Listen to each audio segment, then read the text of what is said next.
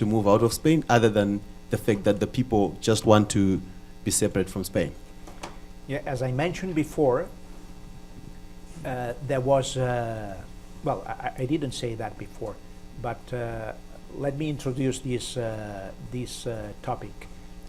In 2010, the Constitutional Court in Spain struck down, as Oriol Valentí said at the beginning of his speech, the Constitutional Court struck down the most relevant and the most important articles of the regional constitution of Catalonia that had been approved 4 years before in the Spanish Parliament and through a Catalan referendum. So in 2006 there was a negotiation first, an agreement between the Catalan Parliament and the Spanish Parliament. And once both parliaments agreed the new Statute of Autonomy of Catalonia, the regional constitution, that law was passed through a referendum in Catalonia. And 74% of the people who voted yes. And from that point, since then, it was a law that had to be implemented in the country. 4 years after that, the Constitutional Court struck down the main articles of the Statute of Autonomy. Then, what is the conclusion? The conclusion is the referee in Spain, the constitutional referee, is telling us that this is the ceiling of our autonomy. We cannot go far from this point. And this doesn't coincide with the will of the Catalan people, the majority of the Catalan people. Maybe some of these people are not pro-independence, but they want more self-government for Catalonia. So if the decision of the Constitutional Court is your ceiling is that one, this is so ridiculous for us that we have to try another different way. And this is why a lot of people changed their minds in 2010 after the resolution of the Constitutional Court and thought that another way had to be tried. So we are about to finish time, so let's make just one last question and then we'll proceed to the second stage. Oh. Thank you. So you said several times that you want to place the project of independence of Catalonia within the broader context of the European Union, and I'd like you to discuss a little bit more how you think it's possible for Catalonia to both exit Spain while remaining in the EU, or whether you consider it'd be possible for Catalonia to first leave, then come back as a full member state, considering that it would be likely for Spain to block any attempt for Catalonia to do this. Now, I just want to make a suggestion. This is actually the subject of the third block. Okay. Which is just convenient so that we can proceed to the next one.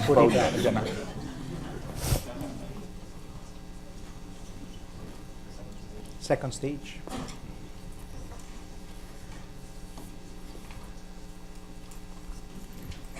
Well, the second stage, if my memory serves me well, Catalonia and Spain. Is Catalonia and Spain. Let me say, as the initial introduction, that the majority of the Catalan political parties have for decades tried to reach agreements with the rest of Spain. We have been involved in Spanish politics and involved in the future of the whole state. This is why these Catalan political parties had 2 or 3 big priorities years ago. The first priority was and commitment. The first priority and the first commitment were, how can we help Spain to become a democracy? We had harsh dictatorships in the country. The last one, Franco's dictatorship, and there was a commitment shared by a lot of people in the whole Spain to overcome that negative situation and to bring democracy to Spain. And Catalans helped a lot in this sense. The second priority and the second commitment were to turn Spain into a European country. That means a modern country with a modern social welfare state that we hadn't decades before. And the third commitment and the third priority was to help Spain to eliminate terrorism. And let me say that a lot of people in Spain did their homework, and the Catalans too.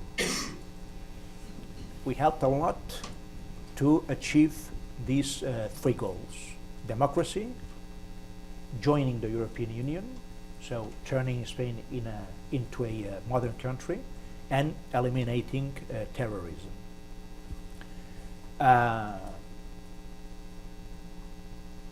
Then the question could be, what had happened if, what has happened if in all these fields we have had great successes? Because it is true. Nowadays, Spain has a democratic system.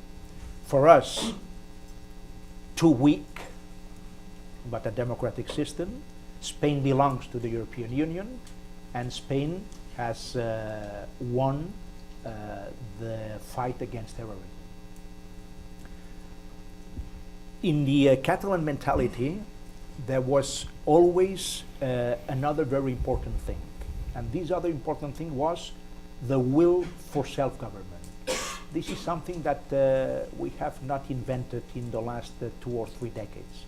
It is something that stems from our history, but more important than that, it is something that is widely shared by a big proportion of the Catalan population.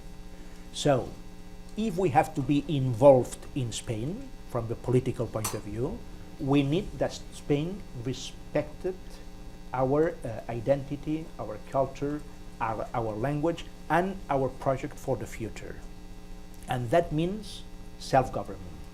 Not a weak self-government, not only an administrative decentralization. This is what we have right now.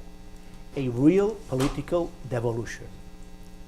And when in 2010, again, we realized that we had helped a lot. We had been deeply involved in all the Spanish priorities, because these priorities were our priorities too. When we realized that it was not possible to go ahead in the way of our self-government, some of us, not all the people, but some people in Catalonia decided to change the project, and instead of being deeply politically involved in Spain, we are trying to know if we have the enough social majority to turn Catalonia into a sovereign state.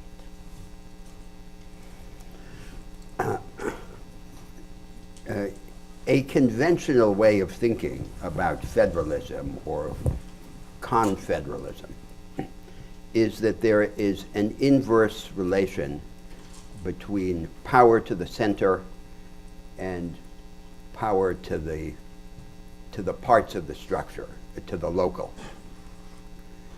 But this idea seems to be false.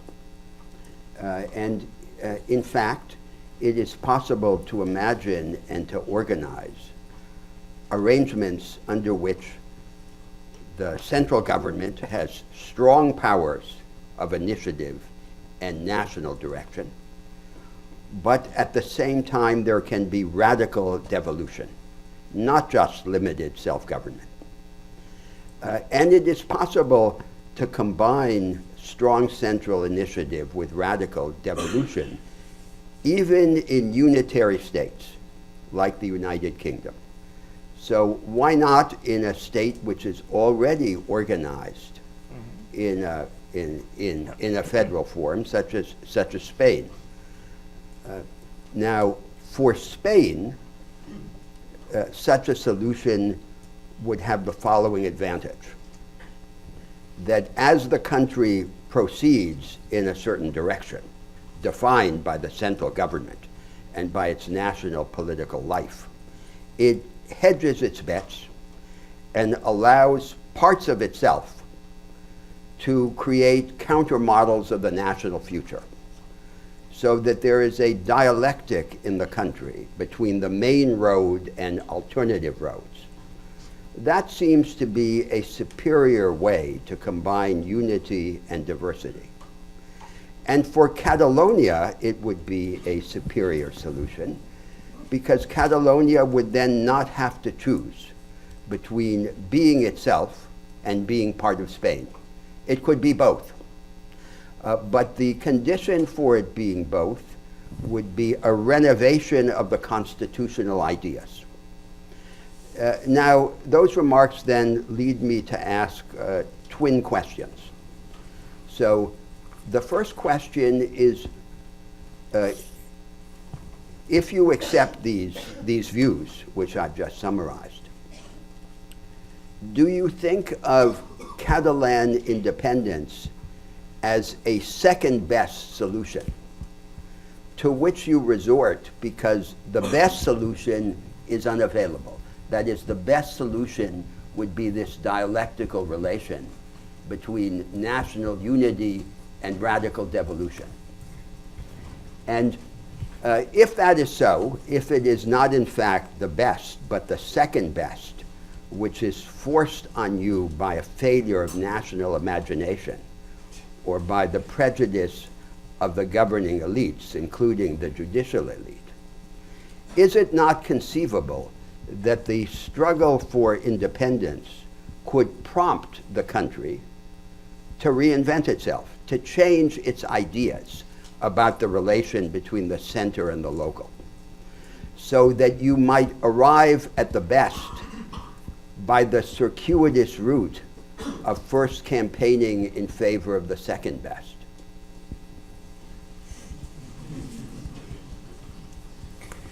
Well, this is a very clever question. Not everybody poses this question in Spain. But let me say that you are right in the sense that that could be a solution if the central, not only the central government, but the Spanish state would really like to propose something positive to Catalonia. Because in the last few years, the answer of the Spanish institutions to the Catalan requests has always been no. And when the answer is no, no to the constitution, the regional constitution, no to the fiscal agreement I suggested in 2011, no to the right to decide our political future, no to a non-binding consultation, I'm being prosecuted and judged under the penal code because I let Catalans vote in November 2014 in a non-binding consultation without legal consequences. And the reaction of the Spanish state was to prosecute me under the penal code. In some weeks, I can be barred for 10 years from public positions in Catalonia. This is not normal. If the climate is this one, if the atmosphere is this one, it is very difficult to work out positive solutions, as you said. But let me say that if the Spanish state has something to offer to Catalonia, it would be very easy, because the current Catalan president, Mr. Puigdemont, my successor, went to Madrid some months ago and told the central government, look, we can talk about the date of the referendum. We can talk about of the question to be posed or the questions to be posed. And we can talk about the conditions of the consultation. And the answer was, there is nothing to talk about this issue. We have more than 1.5 million people every year marching in the streets of our principal villages. So huge demonstrations. In September 2015, after elections with a very high turnout, 75% of the population, we reached an absolute majority in our parliament in favor of independence. In these conditions, the central institutions in Madrid say there is nothing to talk about this issue. And this is a big mistake. So, in the line you were suggesting, Professor Unger, if the central government has something to offer, something positive to offer to the Catalan population, our message is very clear. Put that offer on the table and let's vote that offer together with the question of the independence. And if the offer is so good or so positive, maybe the offer of the central government will win. So again, democratic basis, democratic commitment. Let people vote and let people choose. But in order to choose, there has to be something to choose. The project for independence is something clear. Everybody knows what an independent country means. But beside that, there is nothing. There is the state quo. And this is something that the Catalan population rejects. So it would be very clever, and very positive that the central government or the Spanish state put something specific on the table to be voted together with the project of the independence of Catalonia. And we would accept that as Democrats. Why don't we open up immediately to your questions and comments? Let me see. Yeah. Now it does work.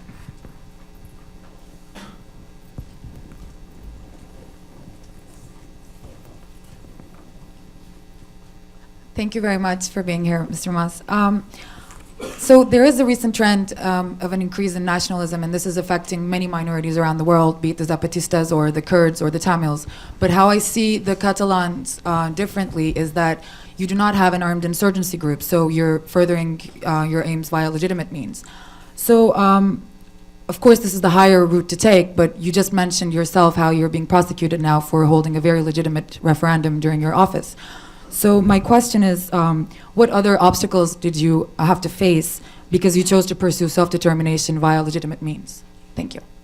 What other obstacles, apart from? The prosecution, the prosecution of you being... Well, there are other obstacles, of course. This is not an easy way for us. The other obstacle is the strong position in Madrid against the right to decide our political future, so against self-determination. This is a big obstacle because they are doing everything in order to avoid Catalan people voting. Another obstacle, we probably will discuss about this issue in the third block. The position of the European Union is partially favorable to the right to decide, and so to the fact of the referendum, but not so enthusiastic about the independence of Catalonia. And this is quite logical because they have a lot of problems on the table, and the independence of Catalonia would be an additional problem on the table of the European countries. This is another obstacle we will have to face in the next few months. The other obstacle is the Spanish legal framework. My theory, my personal theory, shared by other people in Catalonia, but also in Spain, people involved in laws, people involved in universities. We share the opinion that the Spanish Constitution doesn't allow the independence of a region or interior nation, call it whatever. But the Spanish Constitution could allow a referendum, not strictly the independence of a territory, but a referendum, yes, in the sense that the referendum is something to know, is a way to know the opinion of the people. So according to the Spanish Constitution, the referendum could be allowed. But in Madrid they say you cannot vote. And our theory is, let us vote, let us check how broad the majority in Catalonia in favor of independence is, and if there is a real will in Catalonia in favor of independence, then we will have to sit down at the table together and agree the terms and the conditions and the guarantees of the creation of the new Catalan state. Because in our view, if the fact comes, it should be a win-win operation. We want to have good relationship with our neighbors, and Spain is more than a neighbor for us. It's much more than a neighbor. So our idea would be, first, we vote. Second, we check how broad the majority in favor of independence is. Third, if this is the fact, we sit down at the table together with the central government in Madrid, together with the European Union in Brussels, and we agree the terms of the creation, the constitution of the new Catalan state.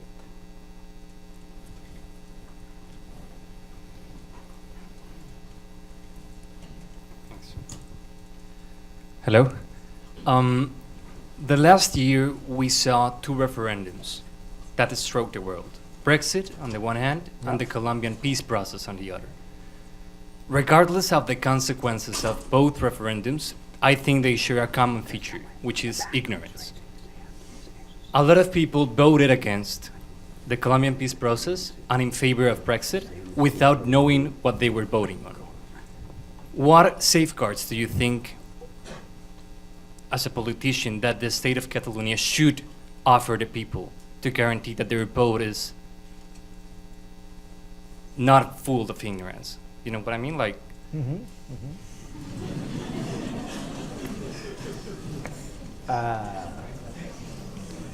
a lot of information and good information, as the Scottish did a couple of years ago. If you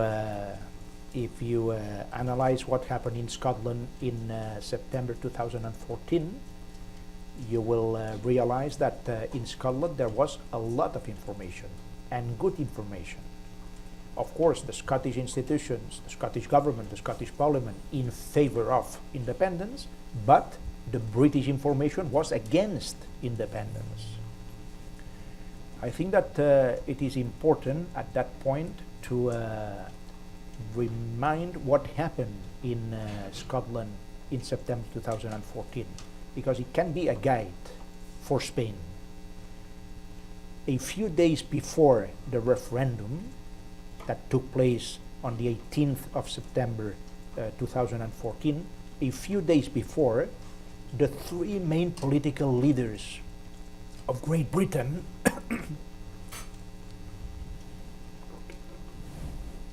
David Cameron, at that time Prime Minister, Ed Miliband, the representative of the Labour,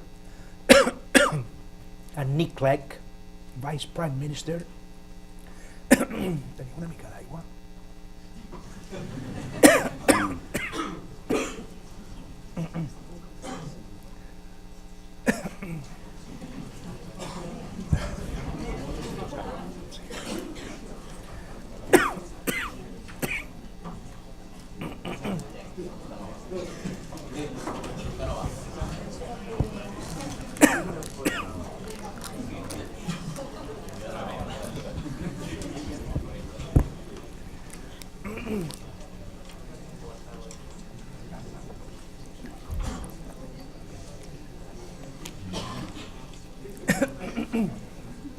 difficult things.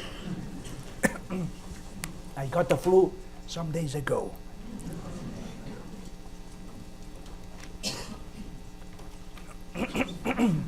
So David Cameron, Ed Miliband, and Nick Clegg went together to Edinburgh and said to the Scottish people, look, if you say no, if you remain, you will have a radical devolution of powers. It is very difficult to imagine such a situation in Spain. Prime Minister Mr. Rajoy, the next leader of the Socialist Party, we don't know who, and the leader of Ciudadanos, together going to Barcelona and telling the Catalan people, look, if you want to remain, you will have a real and radical devolution of powers. But this is the way. This would be the clever way for Spain. And this is what happened in Scotland. Then the question is, the Scottish people had enough information in order to say no? Because it is true that in the Brexit referendum, maybe a lot of people voted Brexit without knowing exactly the terms and the consequences of the Brexit. Quite likely. But in democratic countries, people decide. Sometimes people decide correctly, other times wrongly. Maybe, but people decide. And this is our attitude, and our commitment, and our principle.